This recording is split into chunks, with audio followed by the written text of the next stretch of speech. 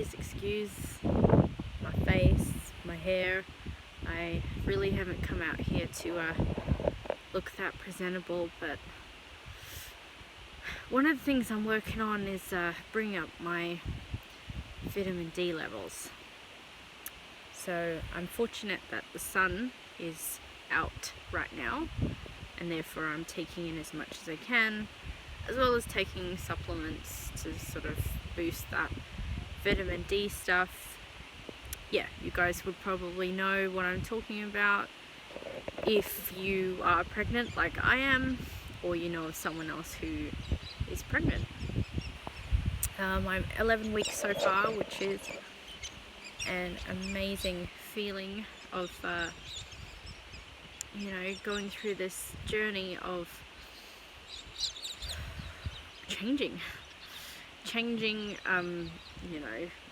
bodily ways, for sure. Like, I'm physically different, but also mentally as well. I'm still mostly a positive person. You would know that if you knew me, but you know, I'm human, which means on occasional days I feel a little bit more tired than usual.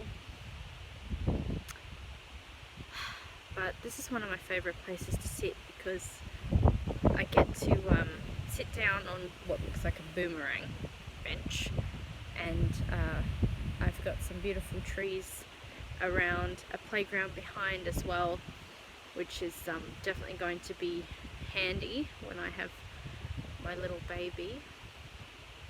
I don't know what gender it is, and I really don't feel the need to find out as of yet. Greg and I have done some little tests just for fun, just to see what these old wives' tales were all about. But it'd be nice to surprise you guys about whether it is a little boy or little girl, and no matter what, we're gonna love it all the same. So the last couple of weeks have been really good, but also I've had to take in a lot of information about being a first-time mother, and you know, getting to know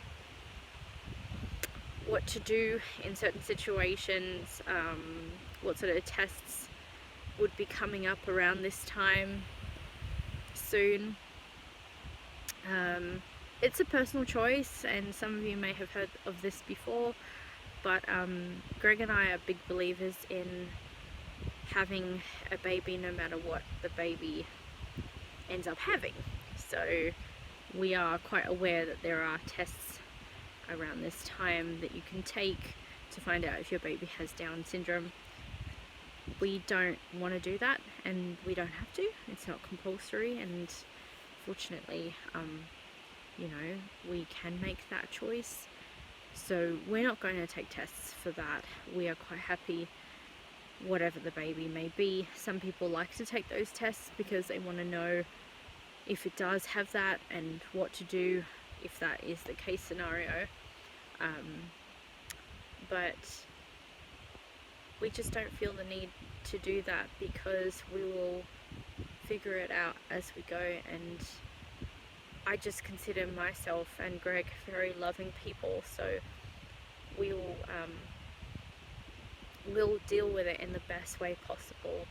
And I'm so excited for my little baby to come into this world. I feel like it's almost a waiting game now, being 11 weeks.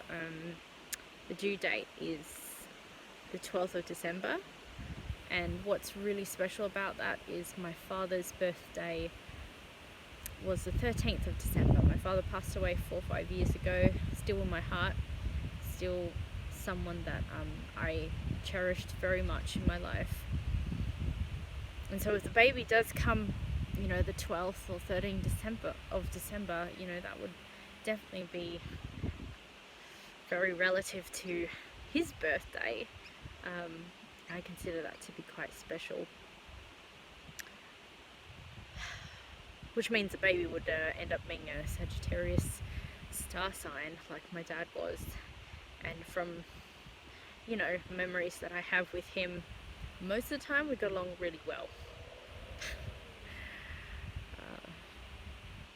he was a great dad. Always will remember him as a really great dad.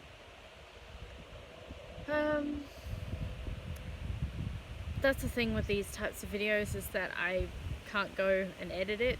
It is what it is. So whatever you see, I'm not going to be cutting or editing anything. I'm just going to go with it. They do say that trimester 2 is so much easier than this one, and I'm almost there. I've got 2 weeks, I believe. It starts week 13. That's trimester 2. I really had no idea that it was going to be different for me in trimester 1 of being a first-time mum, and you know, whether I would be able to do YouTube as much. There's just something about technology that is hit and miss for me at the moment. Very windy here, by the way. So some days, like now, I can manage it. I'll find a really good spot to just relax, and I think outside seems to be a really great place for me to film. But if I'm home and I'm inside, I can't really get my head around editing, yet let alone, you know, filming a video in my home. So anyway, but look, as I said, I am 11 weeks pregnant, and it's an incredible blessing. Greg and I are very fortunate to be parents, and you know, it's an amazing journey, because lots of things are, you know, there might be little things, they do make a fair difference. What I find though with this whole pregnancy thing is that it doesn't necessarily mean that my life is going to change. So even though I've probably said this to you guys before, I'm still following my heart of doing what I wanted to do before I had a baby, and I'm still going to do it when I have a baby. And you know, I feel that when your children see that you are doing what you love, it inspires them to do that too, rather than having this feeling of, now that I have a child, I have to do whatever they want, and that's it. Like, my life, my whoever I am or wanted to be, cannot be anymore. Like, I just think that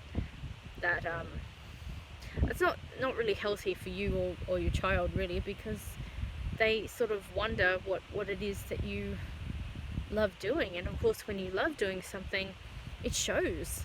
You know, your personality is different, and something that's really inspired me recently, probably complete change of subject here, but I've been watching this show on Netflix called Dream Makeover Homes, and I love the fact that this couple have 2 little girls, 3 and 6, and they are doing what they love. They still have their children. They have 2 successful businesses.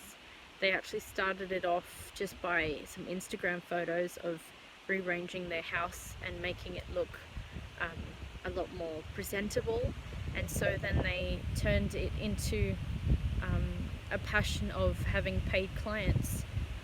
And seeing what they have done and hearing their motivational story makes me think, wow, you know, you can have whatever you want as long as you keep going and believing it.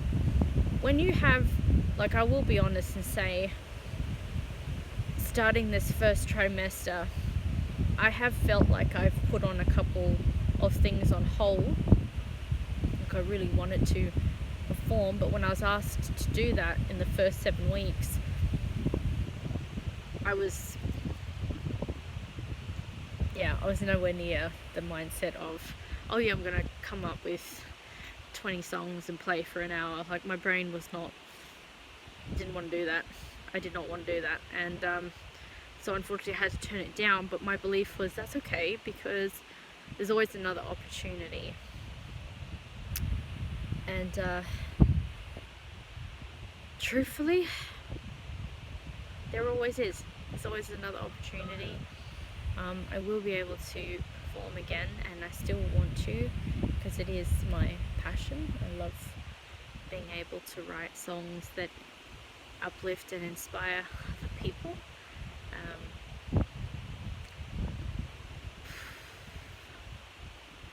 Yeah, I'm already starting to feel really exhausted, and I've taken one of my tablets that I take daily, and yet, I don't know, maybe just coming out here has taken a lot out of me. So I have to listen to my body if it's had enough and I need to go back home and lie down.